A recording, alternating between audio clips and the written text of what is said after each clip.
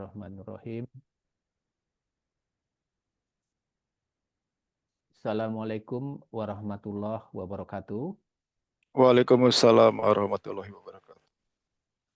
Asyhadu an la ilaha illallah wa asyhadu anna Muhammad Rasulullah. Allahumma sholli ala Sayyidina Muhammad wa ala ali Sayyidina Muhammad.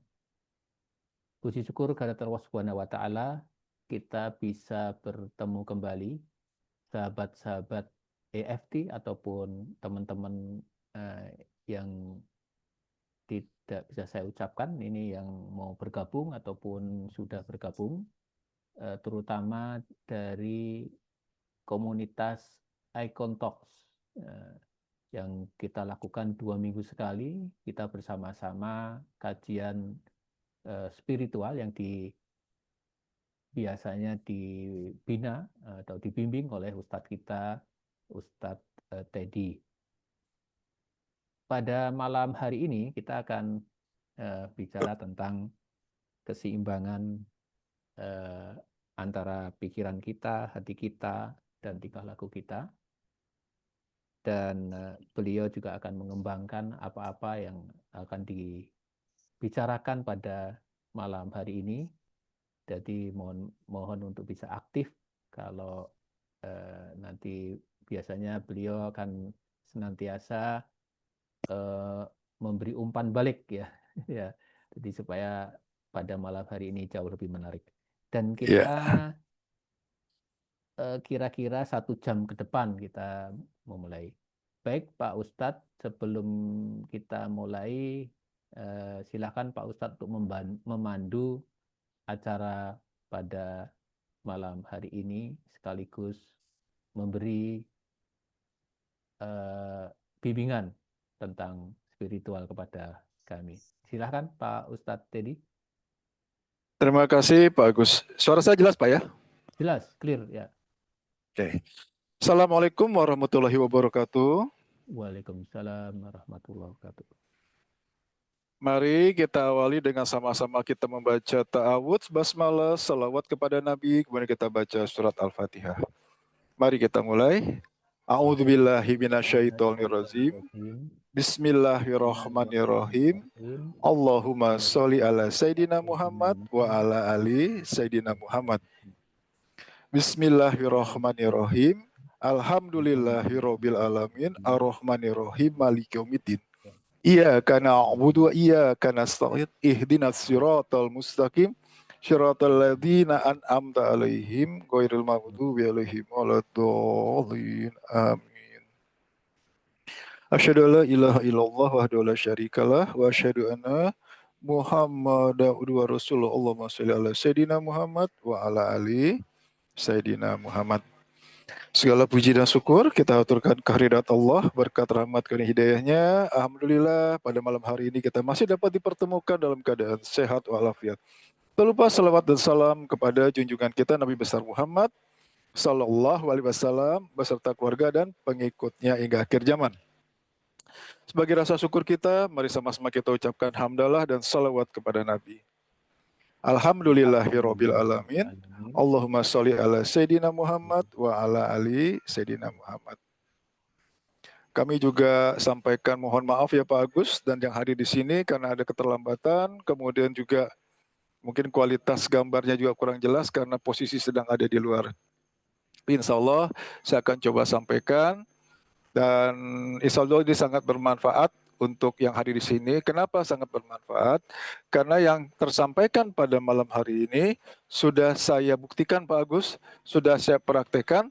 Jadi bukan hanya sekedar metode, bukan hanya sekedar teori ini. Pada saat kita menjalani permasalahan demi permasalahan hidup. Judul kajian pada malam hari ini, keseimbangan antara pikiran, hati, dan anggota tubuh. Di salah satu majelis ada yang menyampaikan begini Pak Agus. Oh Pak Ustadz, pikiran sama hati itu sama lah katanya. Menurut Pak Agus beda atau sama Pak? Antara pikiran dan hati. Beda.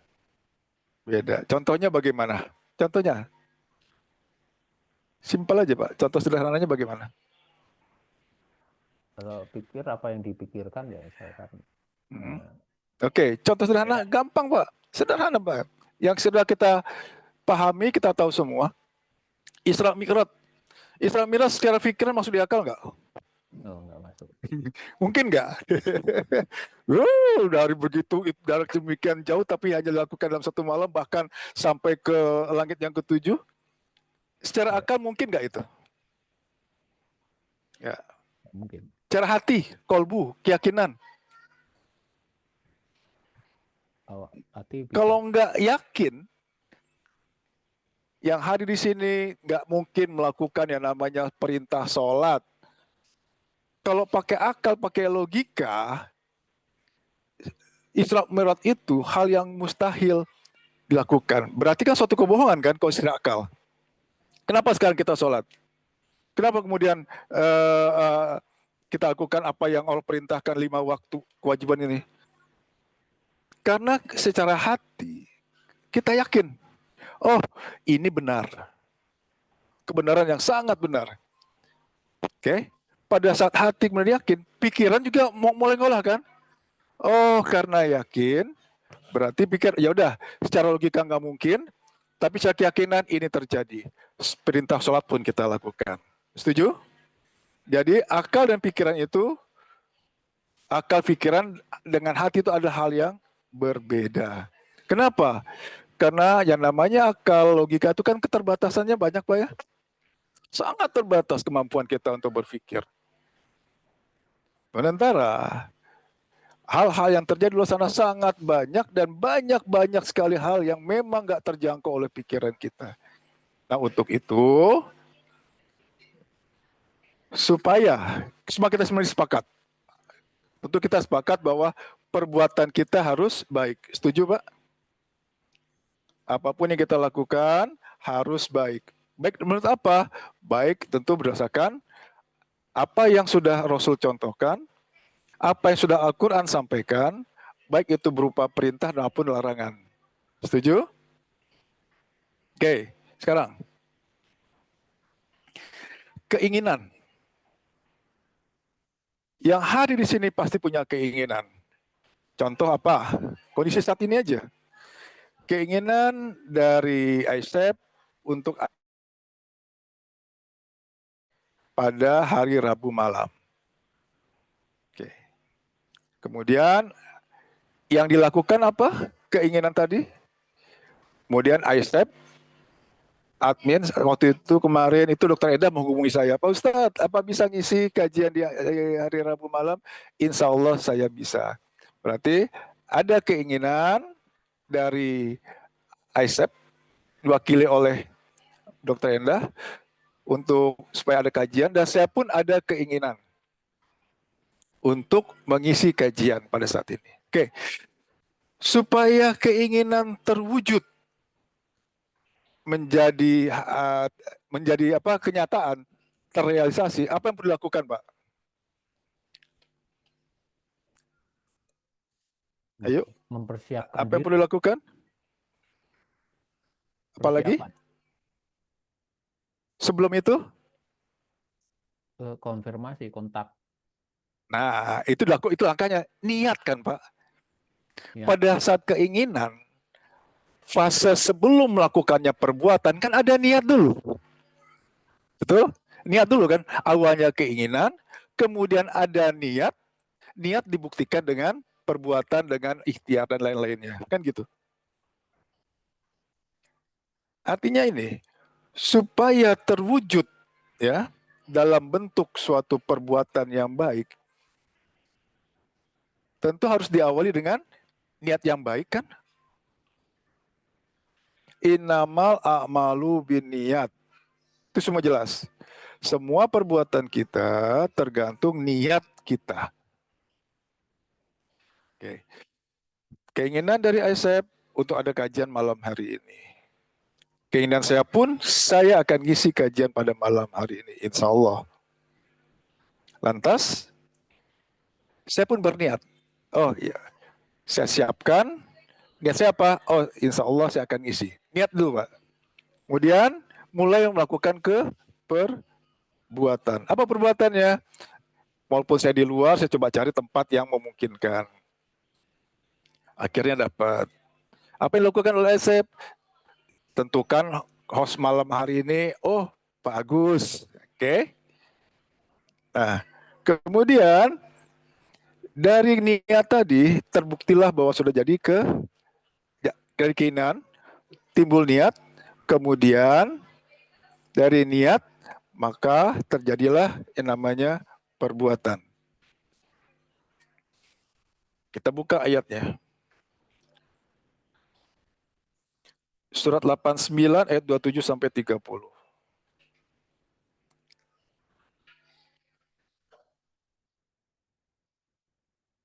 Untuk kajian pada malam hari ini, ayat yang pertamanya yaitu surat 89 ayat 27 sampai 30.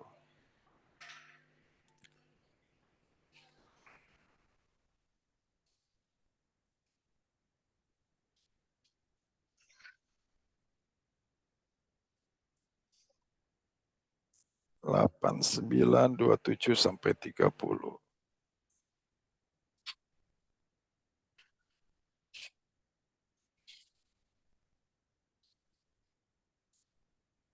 Ya, silakan Pak Agus. Bismillahirrahmanirrahim.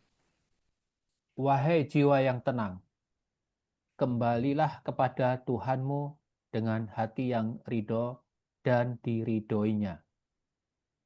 Maka masuklah ke dalam golongan hamba-hambaku dan masuklah ke dalam surgaku. Oke. Syarat untuk masuk surga jiwa yang tenang atau jiwa yang gelisah? Tenang, Pak Ustaz. Jiwa gelisah masuk mana Pak Agus? Neraka, Pak. Di laundry dulu ya. Iya. Jadi mau nggak mau, suka tidak suka, kondisi kita nanti pada saat ya kehidupan ini berakhir harus dalam kondisi jiwa yang tenang. Pada kenyataannya, dengan situasi saat ini, jiwa kita tenang atau gelisah Pak secara umum? Gelisah, Pak Ustaz. Nah, kondisi ekonomi seperti ini, kemudian juga sektor keamanan, belum politik lagi kalau kita pikirin lagi kan. Nah, jadi mau tidak mau, suka tidak suka, artinya apa? Karena syarat supaya kita nanti aman di dunia yaumil akhir, syaratnya harus jiwa yang tenang. Padahal kalau kondisi saat ini, kalau kita nggak tepat menjalaninya, jiwanya gelisah kan? Jiwa gelisah jelas. Ya insya Allah namanya orang beriman sekecil apapun pasti akan masuk surga. Tapi problemnya adalah kalau kemudian sempat mampir ke neraka. Nah, pengen nggak Pak mampir? Walaupun sebentar? Enggak kan? Nah untuk itu, ayo mulai sekarang yang kita lakukan itu, mulai dari bangun tidur sampai tidur lagi, harus bisa membentuk jiwa yang tenang. Padahal jiwa yang tenang itu tidak bisa menjadi serta-merta. Instan tuh nggak ada Pak, harus melalui proses. Prosesnya bagaimana? Pikiran, hati, termasuk juga anggota tubuh, atau dengan kata lain, logika kita, kolbu kita, dan ikhtiar kita harus baik atau boleh tidak baik Pak? Supaya jiwanya tenang, Harus baik, Pak Ustaz. tanya dimanapun. Pada saat berbuat kesalahan, sejahat apapun dia, pasti jiwanya gelisah Pak. Dalam kondisi seperti ini berarti pikiran, ya, hati, kolbu kita maupun anggota tubuh kita harus menjadi satu kesatuan, tiga serangkai ini, yang ujung-ujungnya adalah apapun yang kita lakukan dari bangun tidur sampai tidur lagi, harus jiwanya tenang. Dan ini harus kita lakukan mulai dari sekarang. Kenapa? Jiwa yang tenang nggak mungkin bisa jadi serta-merta atau dengan kata nggak ada istilah instan.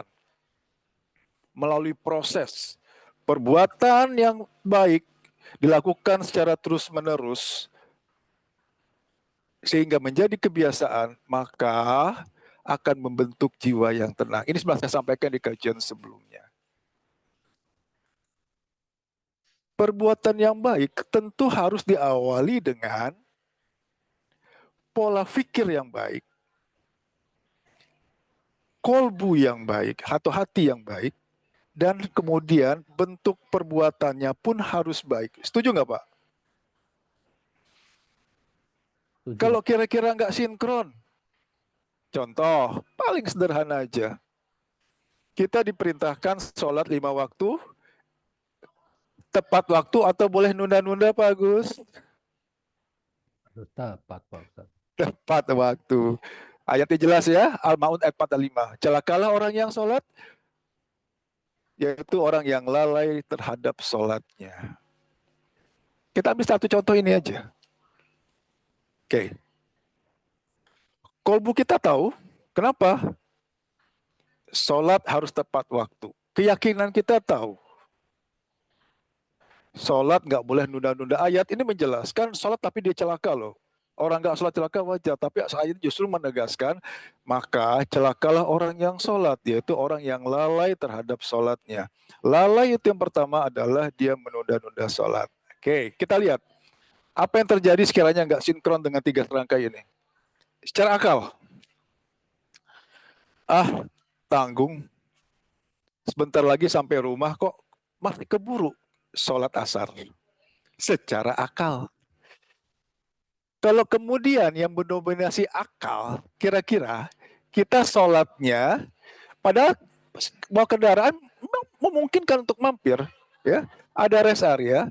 Kalau yang dominannya akal, alias nggak sinkron antara hati dengan akal, perbuatan kita ujung-ujung bagaimana? Jadinya sholatnya tepat waktu atau kita nunda di rumah? Hati-hati ya. Jadi jangan anggap remeh ini. Ingat sekali lagi, perbuatan kita harus perbuatan yang menghasilkan perbuatan yang baik. Perbuatan yang baik itu adalah sholat tepat waktu. Ingat, sholat itu ibadah yang paling utama, ibadah yang pertama kali dihisap. Sholatnya baik, maka kehidupannya pun akan baik. Itu jaminan dari Rasul. Kalau kondisi saat ini, kehidupan kita ada kurang baiknya, ayo cek sholat kita, ayo perbaiki kualitas sholat kita. Salah satunya itu tadi, menunda-nunda sholat. Seakan-akan satu hal yang manusiawi, hal yang wajar. Secara akal seperti itu. Tapi secara keyakinan, secara hati, secara kolbu, kita tahu sholat itu nggak boleh nunda. Harus tepat waktu. Apapun yang terjadi. Apalagi nggak sholat.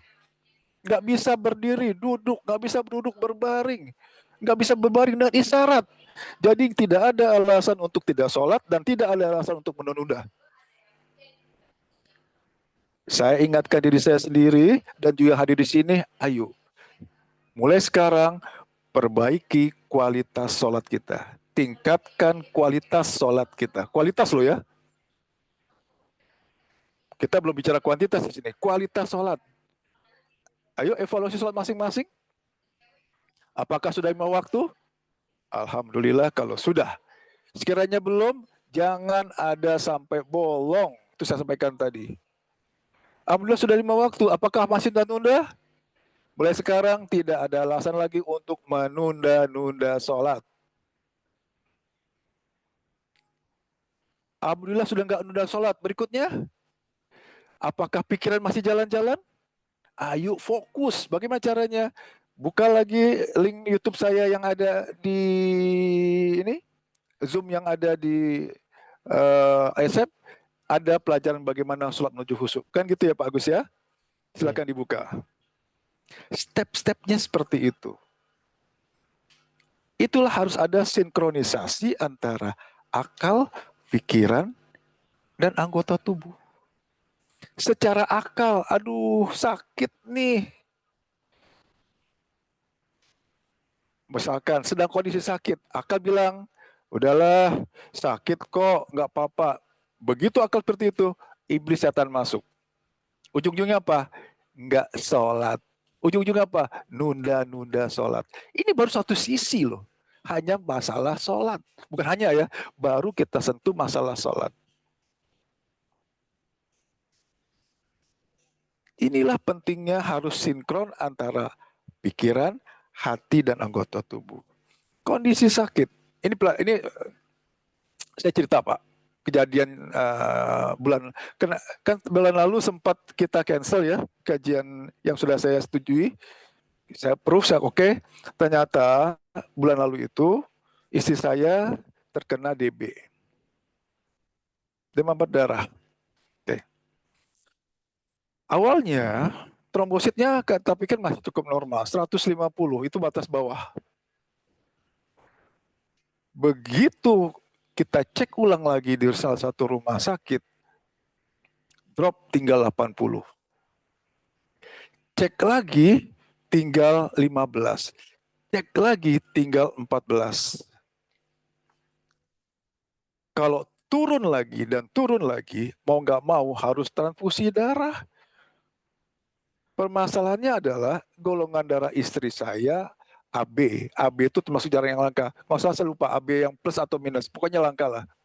Nah, secara akal, kondisi seperti itu, dokter mengharuskan harus istirahat total, bed rest. Sholat nggak secara umum?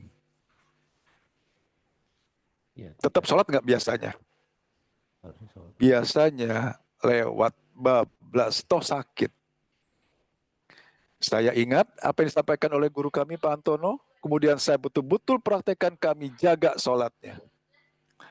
Pada saat istri bilang, Pak, mama belum sholat zuhur nih, padahal udah asar kan, udah niat kodok. Kan lupa ya waktu itu, kita sama-sama lupa. Kondisi sedang berbaring, bed rest, tayamum. Ini dilakukan mulai dari pertama masuk ya sampai dengan keluar. Saya ingin lihat, setelah kita penuhi betul-betul apa yang Allah inginkan, kita lihat apa sih manfaatnya, apa yang kemudian akan terjadi. Oke, secara akal, kondisi seperti ini tentu menomorduakan atau boleh bilang ya udahlah nanti ajalah sholatnya kok. Secara akal juga istri seperti ini tungguin lah, jangan ditinggal. Kan gitu Pak Agus ya? Secara akal. Dalam hati, saya tahu sholat itu harus tepat waktu. Untuk laki-laki harus di masjid, bukan di rumah. Nah, dengan kondisi ini, saya ingat pelajaran dari yang sampai gue. Ayo sinkronkan antara pikiran, hati, dan perbuatan kita. Oke. Saya sampaikan ke istri saya, termasuk di saya sendiri, Ma, ayo kita jaga tetap sholat 5 waktu. Bahkan nggak nunda sholat. Kenapa? Pada saat azan kan kedengaran tuh ya, atau kita tahu lah waktu azan. Sholat. Saya ke masjid, istri sholat di tempat tidur. Saya jaga itu sejak awal. Oke, apa yang terjadi? Memang pertolongan Allah itu luar biasa. Secara akal, nggak mungkin dari drop 14 kemudian bisa naik menjadi normal hanya hitungan jam. Secara akal. Tapi kenyataannya,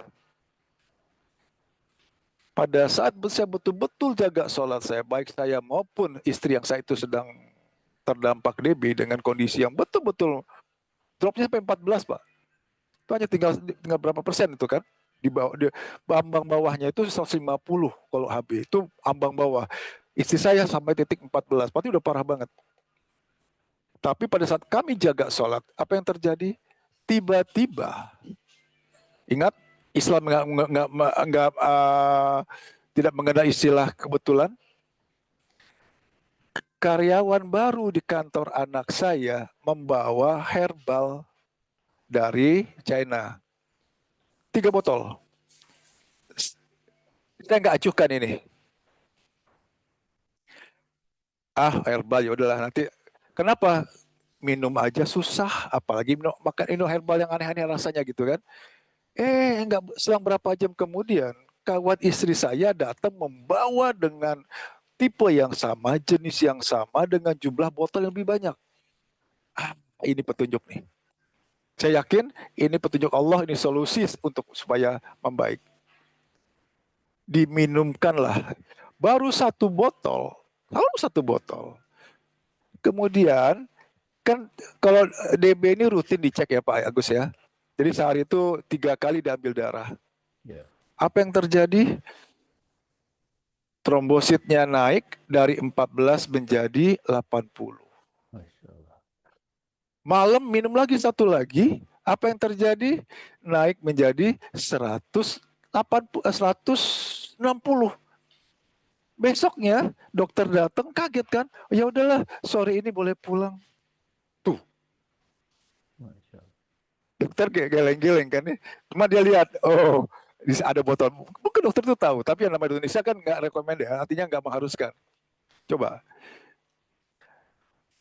demikian luar biasanya pertolongan Allah yang tadinya minum aja susah. Begitu dia minum herbal tadi, gimana mah? Nggak apa-apa Pak, rasanya kayak kecap asin, enak kok, dengan mudahnya satu botol terminum. Ini bukti pada saat kita sudah sinkronkan antara akal, hati kita, kemudian perbuatan atau anggota tubuh kita berbuat yang baik. Yang kemudian Allah melihat kita sudah pantas untuk ditolong. Pertolongan Allah itu datang hal yang gak terduga kok. Udah karyawan baru di kantor anak saya, harganya pun lumayan mahal, kok dia beli? Kok ujuk-ujuknya kawan istri saya bawa juga dengan model yang sama, dengan jumlah bahkan botolnya lebih banyak. Ini yang terjadi pada saat pertolongan Allah itu datang. Jadi mulai sekarang ayo sinkronkan antara pikiran, hati, dan perbuatan. Kalau kemudian Al-Quran menyampaikan satu hal yang secara akal itu nggak mungkin atau secara akal sulit diterima, atau dengan kata lain nggak masuk di akal, pilihannya adalah kita tetap memakai logika kita yang ujung-ujungnya perbuatannya nggak sesuai, atau kita pakai kolbu kita Pak, pakai hati kita, pakai ruhani kita. Mana yang benar Pak jadinya? Pada saat ada perbedaan, Al-Quran menyampaikan tadi kan, ada perbedaan antara akal dengan yang ada di Al-Quran. Mana yang dipakai? Al-Qurannya, kolbunya, ruhaninya dipakai. Jadi yang mulai sekarang harusnya atau sebaiknya lah, gak harusnya ya, sebaiknya itu yang memimpin itu akal, hati, dua ya. Apakah akal atau hati Pak? Atau kolbu? Mana yang memimpin? Harusnya yang memimpin. Kolbu ya. Kenapa kolbu? Kenapa hati? Kenapa ruhani? Karena yang nanti diminta pertanggungjawaban adalah jiwa kita kan, ruhani kita kan. Wahai jiwa yang tenang. Bukan akal kita, bukan pikiran kita, bukan logika kita, tapi jiwa kita, kolbu kita, ruhani kita. Pertanyaan, lantas bagaimana caranya supaya kita bisa sampai tahapan ini kan gitu Pak? Supaya bagaimana untuk step berikutnya yang mendominasi kita adalah hati kita atau kolbu kita atau jiwa kita. Pada saat ya kita ingin hasil perbuatan adalah perbuatan yang baik, berarti kolbu kita atau hati kita harus bersih atau boleh tidak bersih Pak? Bersih. Harus bersih. Berarti sekarang proses kita berikutnya adalah bagaimana supaya kolbu itu bersih, kemudian petunjuk Allah datang, pikiran kita menyesuaikan, akhirnya anggota tubuh kita melakukan aktivitas yang baik. Kan gitu ya Pak ya? Oke, sekarang berarti supaya kita memahami atau kita benar melakukan step demi step perbuatan ikhtiar kita, langkah demi langkah pada saat kita menghadapi permasalahan hidup, mulai sekarang, pada saat ada satu kejadian yang tidak enak, lebih spesifik, kejadian enak kita nggak usah bicarakan lah, satu kejadian yang tidak kita inginkan, satu kejadian yang memang kita nggak suka, atau dengan kata lain pada saat menghadapi permasalahan hidup, selama ini kita lihat dari sisi sudut pandang kita kan. Contoh sederhana, sakit aja. Sakit itu dari sudut pandang kita nggak nyaman, butuh biaya besar, ngerepotin keluarga. Setuju, Pak? Ya. Ujung-ujungnya apa? Kesel, minimal sedih, nggak sembuh-sembuh juga akhirnya kecewa. Itu yang terjadi pada saat kalau kita melihat dari kacamata kita. Mulai sekarang, ayo berlatih pada saat pada saat kita menghadapi permasalahan hidup, tenang dulu, kemudian merenung sejenak, maksud Allah apa sih kejadian yang terjadi pada saya. Jadi melihatnya bukan dari sudut pandang kita, tapi dari sisi Allah. Kenapa harus dari sisi Allah?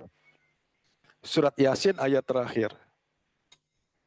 Kenapa kita lihat bukan dari sisi kita, bukan dari kacamata kita, tapi dari sudut pandang atau kacamata Allah, dari sisi Allah. Surat Yasin ayat terakhir.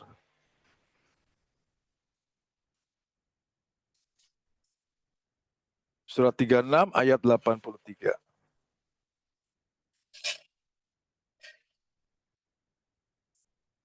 6 ayat 83. Silakan, Pak. Yang paling bawah. Bismillahirrahmanirrahim. Maka Maha Suci Allah yang di tangannya kekuasaan atas segala sesuatu, dan kepadanya kamu dikembalikan. Oke. Kekuasaan atas segala sesuatu apa maksudnya, Pak? Kekuasaan atas segala sesuatu itu apa maksudnya? Ya. Semuanya kan? Semua. Semuanya, semua. Semua aktivitas, semua kejadian yang terjadi, semuanya harus atas keputusan Allah, atas izin Allah. Pada saat Allah mengizinkan maka terjadi, Allah tidak mengizinkan maka tidak terjadi. Berarti pada saat contoh tadi, pada saat kondisi kita sedang sakit atau kerabat sedang sakit, tenang dulu. Apa ya maksud Allah? Kejadian ini terjadi pada makannya udah dijaga, kehidupan olahraganya pun rutin misalkan, kok tetap seperti ini? Oke. Berarti sekarang kita mulai belajar maksud Allah itu apa. Kan gitu ya Pak ya? Oke, sekarang kita lihat. Pada saat Allah menginginkan kita minum, lantas orang membuat kondisi kita apa Pak?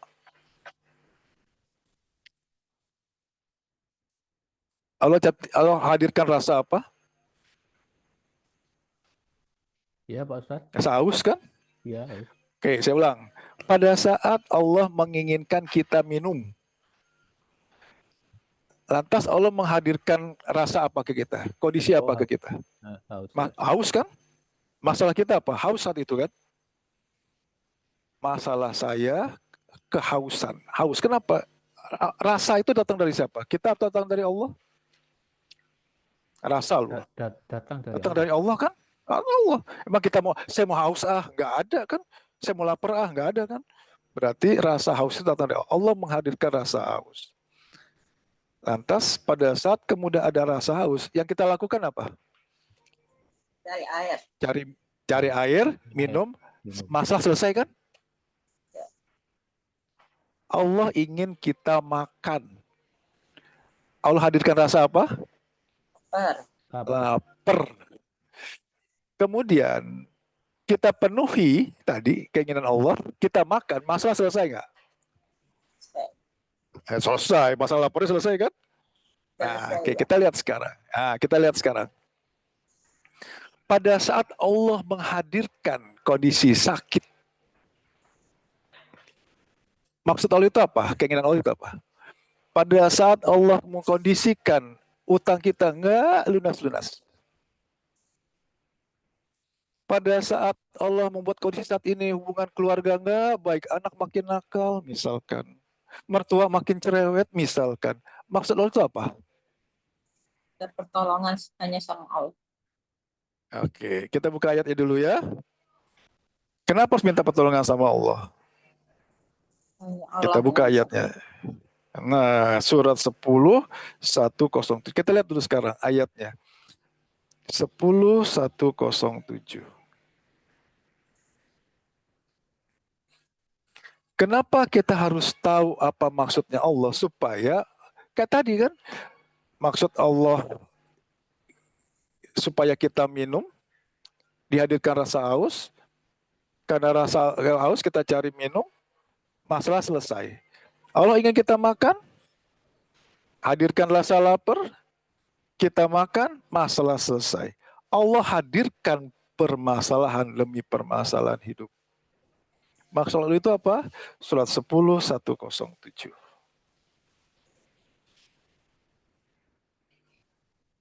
Ayo, silakan. Bismillahirrahmanirrahim. Dan jika Allah menimpakan suatu bencana kepadamu, maka tidak ada yang dapat menghilangkannya kecuali Dia. Cukup. Dan, Cukup. Jika Allah menimpakan suatu bencana, secara umum ya, musibah, ataupun kalau kita persempit untuk kita permasalahan hidup, entah masalah penyakit, entah masalah keuangan, atau masalah keluarga, maka tidak ada yang dapat menghilangkannya kecuali Allah. Berdasarkan ayat ini. Jadi pada saat Allah memberikan bentuknya, apapun bencana ya, termasuk juga permasalahan hidup sakit dan lain-lainnya tuh. Allah sampaikan, tidak ada yang dapat menghilangkannya, nggak ada yang bisa menyelesaikannya kecuali Allah, kecuali aku yang bisa menyelesaikan. Lantas, dengan ayat tadi, keinginan Allah itu apa pada saat ada permasalahan hidup? Minta pertolongan pada Allah. Kenapa minta tolong sama Allah? Nah, kenapa minta tolong sama Allah? Hanya Allah yang hanya Allah. Karena hanya Allah. Hanya Allah ya. Oke. Tadi jelas, pada saat Allah ingin kita minum, ya Allah hadirkan rasa haus, kemudian, kita minum, masalah selesai. Lapar, kita makan, masalah selesai.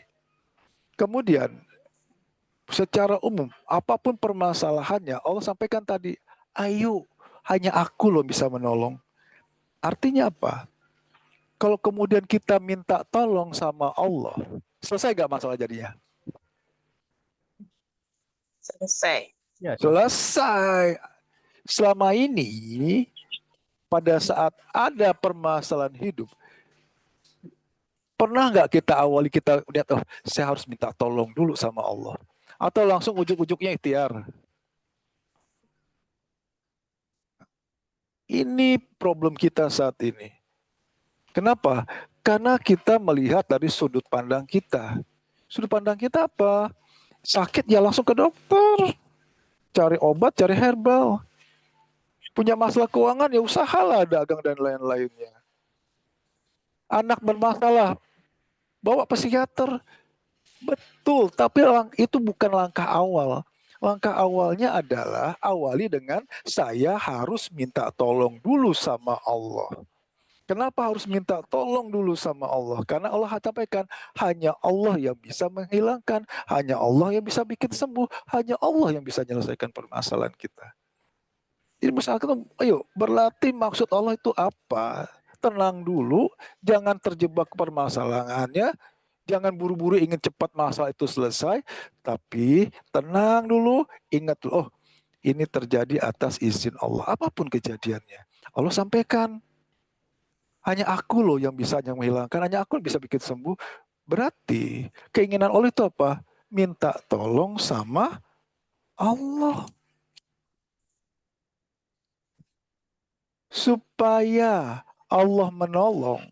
Kita doa, ya Allah, mohon ya Allah beri kesembuhan. Berarti kita minta tolong. Ya Allah tolong kami, ya Allah tolong hamba, ya Allah. Pada saat kita minta tolong pada Allah,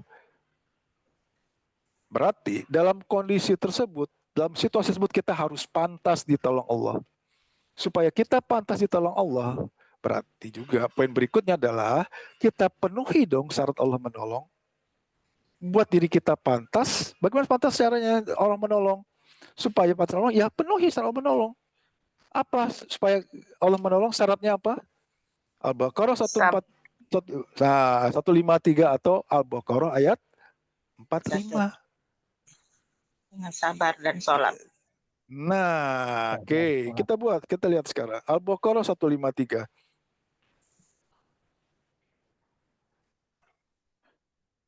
Wahai orang yang beriman, jadikanlah sabar dan sholat sebagai penolongmu, kan? Iya. Kita buka di ayatnya ya. Jadi kita baca sama-sama. Al-Baqarah 153. Atau Al-Baqarah 45 itu bunyinya hampir sama. 153. Oke, Al-Baqarah 153. Yuk, silakan dibaca. Bismillahirrahmanirrahim. Wahai orang-orang yang beriman, mohonlah pertolongan kepada Allah dengan sabar dan sholat. Sungguh, Allah beserta orang-orang yang sabar. Lihat. Poin pertama. Syarat Allah menolong apa? Wahai orang yang beriman. Beriman. 3. Nah, Ya, beriman. yakin dulu. Yakin. Awali dengan keyakinan. Udah sabar, udah sholat tapi gak yakin, percuma. Kenapa saya bilang percuma? Ayat ini gak berlaku. Contoh, mohon maaf, di luar sana ada yang sabar, ada yang sholat, tapi sholatnya gak sesuai. Mohon maaf, kita sebutlah dari kejawen lah misalkan. Dia sholat kan, dia sembahyang kan, dia sabar, tapi beriman gak? Tidak. Beriman kepada Allah? Enggak. Jadi saya pertama yakin dulu. Kenapa ya harus yakin? Awalnya suatu perbuatan itu dari besar keyakinan kan? Yakin kalau saya perbaiki sholat, saya tingkatkan sabar saya, maka Allah menolong. Ditegaskan berikutnya, sungguh Allah beserta orang yang sabar. Artinya apa di sini? Pada saat sabarnya sudah sesuai dengan apa yang Allah inginkan, kemudian Allah beserta si fulan, beserta kita yang sedang bermasalah. Pada saat Allah lihat sudah sesuai, Allah beserta, itu Allah tinggal diam atau menyelesaikan masalah kita? Ayo, ini dia. Jadi tolak ukur sabar itu adalah apakah memang Allah sudah beserta kita atau belum. Oh, saya sudah sabar Pak Ustadz, silakan berdasarkan perkiraan kita, berdasarkan Allah. Kita buka lagi ayat berikutnya. 10.109. Sampai kapan kita bersabar? 10.109.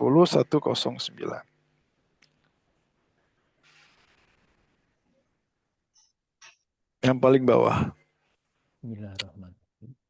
Dan ikutlah apa yang diwahyukan kepadamu dan bersabarlah hingga Allah memberi keputusan. Dialah yang terbaik. Jadi sampai kapan kita bersabar, Pak Agus? Ya, selamanya. Sampai kapan? Sampai kapan? Sampai Allah sakit memberikan keputusan. Apa putusan Allah? Kapan sakitnya sembuh? Kapan hutangnya lunas? Kapan anaknya berubah jadi baik? Kan gitu. Jadi bersabar itu sampai kapan? Ya sampai Allah memberi keputusan. Kapan masalahnya selesai? Itu. Kalau sabarnya sudah benar, sakitnya sembuh nggak? Ya. Hutangnya lunas nggak? Anaknya berubah jadi baik nggak? Kan tadi udah jelas. Innallaha maha sobirin. Allah beserta orang-orang yang sabar. Kalau saat ini masalah kita belum kunjung selesai, diulang-ulang, diremedial lagi, itu lagi, berarti ayo perbaiki sikap sabar kita. Merasa silakan, tolak ukurnya adalah kok sabar yang udah benar, wah, selesai masalah itu. Berarti sekarang kalau memang belum beres juga, tingkatkan kualitas sabar kita.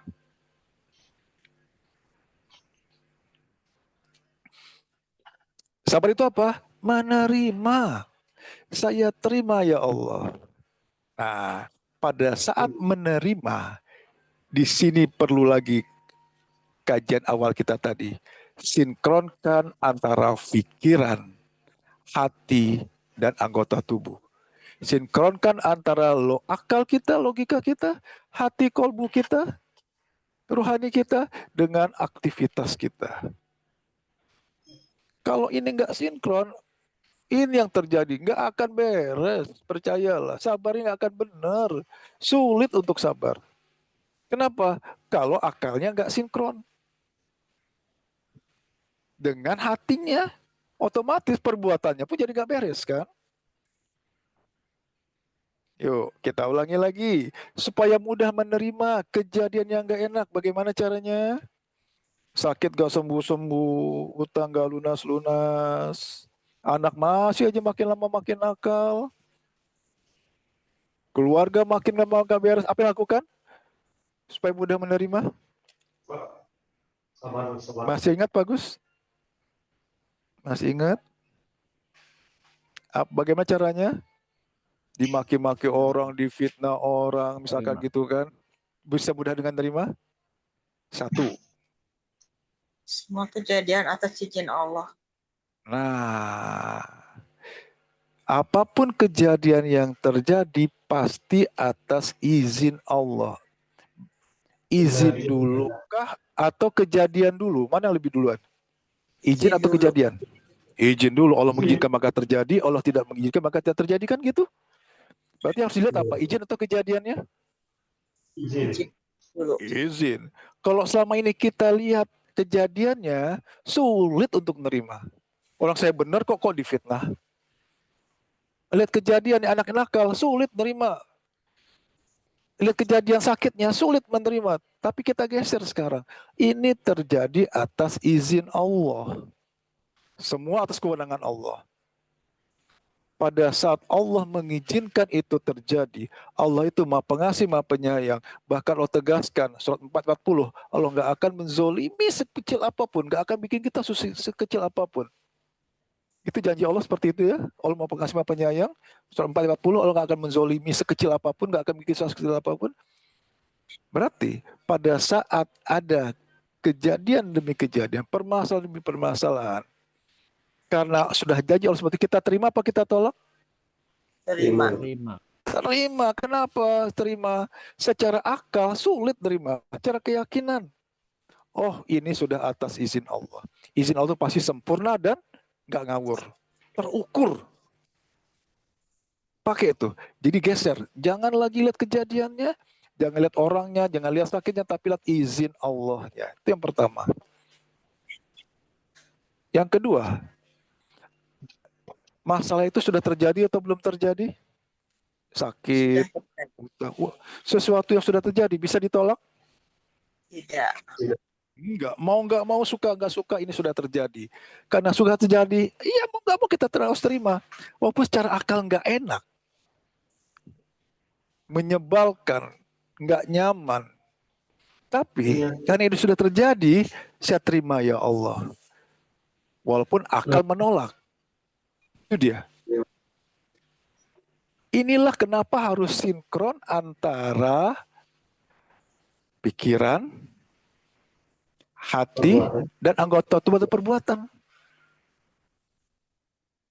Oke, berarti mulai sekarang, ayo.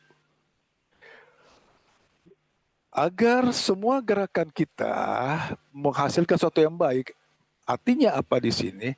Hati kita pun, kolbu kita pun harus bersih. Bagaimana caranya tadi? Terima kejadian yang ada. Saya terima ya Allah, pasti maksudmu baik. Alhamdulillah. Kemudian, penuhi syarat Allah menolong. Tingkatkan sholatnya, perbaiki terus kualitas. Oke, kenapa tingkatkan sabar, tingkatkan sholat? Kenapa bukan menjalaninya dengan sabar dan sholat?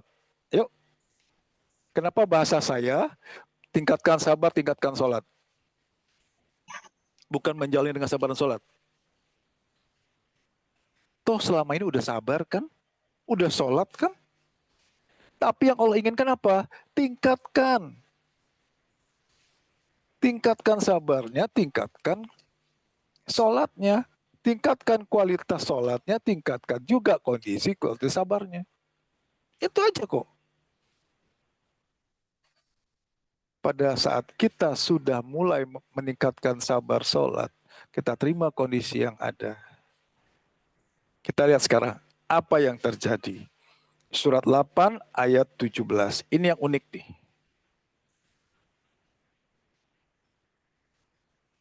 Surat 8 ayat 17.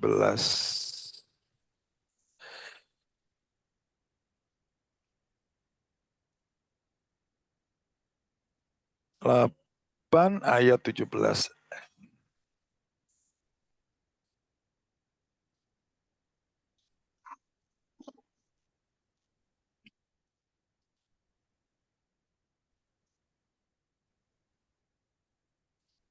Yuk silakan. Bismillahirrahmanirrahim. Bagus. Maka sebenarnya bukan kamu yang membunuh mereka, melainkan Allah yang membunuh mereka. Dan bukan engkau yang melempar ketika engkau melempar, tetapi Allah yang melempar.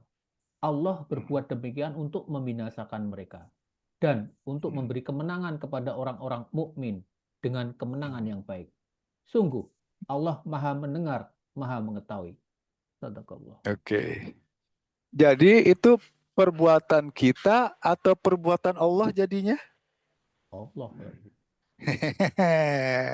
Jadi ikhtiar kita itu, aktivitas kita itu, misalkan kita jalan lagi sakit, kemudian kita berjalan ke salah satu dokter lah. Itu artinya kita yang bergerak atau Allah yang menggerakkan? Allah yang menggerakkan. Itu mau sampai titik ini nggak? Ya. Ya. Kenapa? Kalau udah Allah menggerakkan, itu hasilnya pasti baik atau bisa juga nggak baik? Pasti baik. Pasti baik. Pasti baik. Dengan kata lain, pengen nggak kita di remote sama Allah? Kan di remote berarti kan? Ke kanan, ke gitu.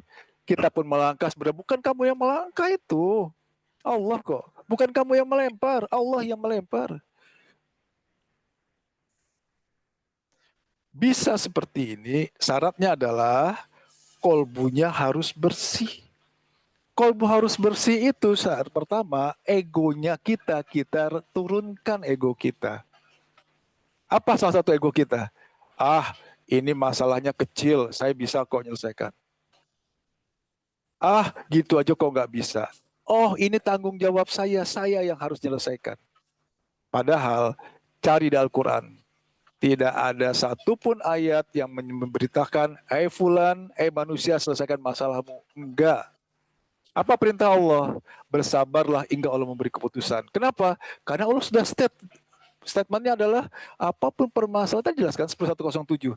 Tidak ada yang dapat menghilangkannya kecuali Allah. Mulai sekarang, berarti hilangkan rasa saya mampu dan harus saya. Selama itu masih ada, sulit kita akan diterima oleh Allah. Perbanyaklah bilang, saya nggak mampu ya Allah, saya bodoh ya Allah, saya tolol ya Allah, wala haula wala quwata illa billah. Pernah menyerah seperti itu? Atau masih merasa bisa, merasa mampu? Ini yang terjadi, kenapa masalah kita nggak selesai-selesai. Karena kita merasa kita bisa, saya bisa, dan saya bisa. Itu akibatnya kenapa? Karena ketidaksinkronan antara pikiran, hati, ujung-ujungnya adalah perbuatannya jadi nggak beres. Ayo, kajian pada malam ini materinya sudah saya sampaikan. Mudah-mudahan bisa dipahami. Jika ada belum jelas, silakan bertanya. Silakan Bagus. Baik, terima kasih Pak Ustadz. Jazakumullah khair. Ini masih ada waktu 5-10 menit untuk tanya jawab. Silahkan bagi I- audien. Ini menarik sekali soal ini. Rupanya apa namanya? Ini diperjelas lagi sama Pak Ustadz ya. Segala aktivitas kita ini rupanya Allah monitor gitu loh. Jadi luar Ya iya, biasa. 24 jam setiap detik kita luar 24, biasa. betul. Iya, iya, Kan iya. ayatnya jelas, Allah Hmm. terus menerus mengurus makhluknya. Yuk kita buka deh ayatnya. Ya. Ayat kursi. Ayat kursi atau Ali Imran ayat 2. Bisa. Yang paling sering dia hafal itu adalah ayat kursi. Jadi Ayat kita kursi. buka Ali Imran ayat 2. Hmm. Oh, ya silakan dibaca. Allah tidak ada Tuhan selain Dia yang maha hidup, yang terus-menerus mengurus makhluknya. Itu Pak Agus sampaikan tadi kan. Terus menerus Pak. Di ayat kursi tidak tidur, tidak mengantuk. Itu loh. Oke, ada yang ingin bertanya? Silakan. Karena kita kadang kena jebakan ini Pak Ustadz. Justru apa yang dikatakan Pak Ustadz kalau kita itu sebenarnya nggak mampu ya Pak Ustadz. Kita mendolimi diri sendiri begitu ya di hadapan Allah ya. Karena kita pengen bersih dari kolbu. Sementara pelatihan-pelatihan orang Barat itu Hmm. melatih ngomongnya itu sebaliknya Pak Ustadz. Itu gimana mencegah diri kita? Nah, Contohnya gini, saya kalau di motivator, pelajaran motivator itu, saya layak, saya bisa, saya hmm. mampu. Jadi dijargonkan begitu terus Pak Ustadz. Ini gimana ya Pak Ustadz? Jadi kebalikan ini. Mohon maaf, saya mampu, saya bisa tuh kalau malaikat bisa hadir, kita ditempelin nggak Pak kira-kira ya? Itu ya. Gitu ya, mati patah kan saya bisa Aduh, perjalanan ya dan Masya Allah. Allah. Jadi karena benar Aduh, ini true story era sekarang Pak Ustadz. betul Saya Pak. kemarin ikut pelatihan karena free ya di situ. Saya lihat Ah. Masya Allah. Yang pertama untuk bisa kita percaya diri Pak Ustadz itu harus Hmm. ngomong diri sendiri saya Iya. cukup layak gitu loh. Saya cukup mampu. Saya bisa. Itu loh Pak Ustadz. Aduh, Eh, kalau saya bisa itu udah mohon maaf ya, itu betul Iya, betul udah melampaui Allah nggak tuh? Saya iya, iya, bisa, saya iya. mampu. I Saya can, bilang ya. tadi Pak, kalau malaikat tuh bisa hadir, kelihatan habis kita ditempelin Pak. Dikatakan kurang aja. Ya, Masya Allah. Innalillahi, ya. Iya kan Pak? Nah yuk mulai sekarang Ya, rubah. Itu pilihan ya. Saya udah praktekkan ini. Coba deh, kalau selama ini kita fokus mengandalkan kemampuan kita, bisa dengan pengalaman, bisa dengan ilmu kan gitu kan. Mungkin dengan harta kita, dengan relasi Anda. Sekarang rubah ganti. Saya nggak mampu ya Allah, saya nggak bisa ya Allah. Wala haula wala quwata illa billah. Betul-betul nggak mampu. Betul-betul kemudian berharap ya, hanya berharap ya, pakai di sini kalau kita hanya Allah yang bisa menolong. Orang lain nggak bisa, apalagi saya dan ikhtiar saya, hanya Allah. Nah nanti Allah akan remote itu Pak. sangat tergantung kepada Allah. ya, Nah bergantung betul-betul kepada Allah. Betul-betul merasa nggak mampu. mampu. Wala haula wala quwata illa billah. Jadi step-stepnya itu ya. Tingkatkan sabar, tingkatkan sholat, apapun permasalahannya. Sabar sudah tadi saya jelaskan, sholat pun ayo sudah masing-masing sudah tahu bagaimana meningkatkannya. Tinggal sekarang pilihannya, mau nggak kita berubah? Atau masih dengan pola yang sama? Kalau ingin di remote Allah, ingin Allah yang gerakkan, mulai sekarang hilangkan, kurangi demi kurangi ego kita. Merasa mampu, merasa bisa, harus saya, gini aja kok nggak mampu, itu aja kok nggak bisa. Hilangkan bahasa-bahasa seperti itu. Sambil Betul, Pak. menjalaninya dan perbaiki sabar dan sholat. Oke, ada lagi? Baik, silakan. Eh, Mumpung masih ada beberapa menit, kasih kesempatan ini. Ini bagus banget ini karena Mhm. pelatihan yang kita adakan yang selama ini di luar sana itu Ya saya sharing aja Pak Ustadz. Silakan. Betul Iya, saya Bu, masih silakan. mikir. Yang benar. Ya, seperti itu. Saat kita total pasang sama Allah, ada pertolongan Allah tuh. Itu Luar biasa. nanti seakan-akan itu kita yang melakukan, padahal itu Allah yang menggerakkan. Awalnya kayak begitu nanti. Kok kebetulan ya? Nggak ada istilah kebetulan. Kok bisa ya? Setelah betul-betul Allah yang akan menggerakkan. Ya. Ini saya sudah buktikan. Jadi sekarang ayo praktek, lakukan step-step yang saya sampaikan tadi. Jika masih ada yang belum jelas, tanya. Kenapa saya bilang kita diskusi di sini? Yang tersampaikan adalah ilmu kehidupan. Yang namanya ilmu kehidupan itu bukan hanya sekedar metode, bukan hanya sekedar teori, tapi yuk benar-benar paham, tahu apa yang akan kita lakukan, step-stepnya.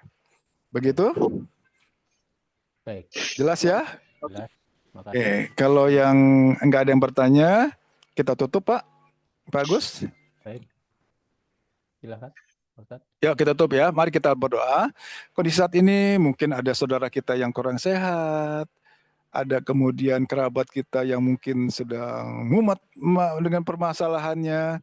Ayo, mari kita sama-sama kita membacakan surat Al-Fatihah yang fadilahnya akan kita sampaikan nanti satu persatu. Al-Fatihah itu umul kitab, ya. Semua itu emas luar biasa, penyembuh iya, apapun bentuk permasalahan iya gitu kan. Bisa, ayo mulai, ayo pada saat yang baik ini, sama-sama kita membacakan fadilah Fatihah yang kita tujukan pertama ke Rasul, berikutnya kita sampaikan kepada yang akan kita tuju satu persatu. Yuk kita mohon ampun pada Allah, kita istighfar 3 kali. Astagfirullahalazim, astagfirullahalazim, astagfirullahalazim. Auzubillahi minasyaitonirrajim. Bismillahirrahmanirrahim. Allahumma sholli ala sayyidina Muhammad wa ala ali sayyidina Muhammad. Ya Allah, Engkau yang Maha Pengasih lagi Maha Penyayang, kami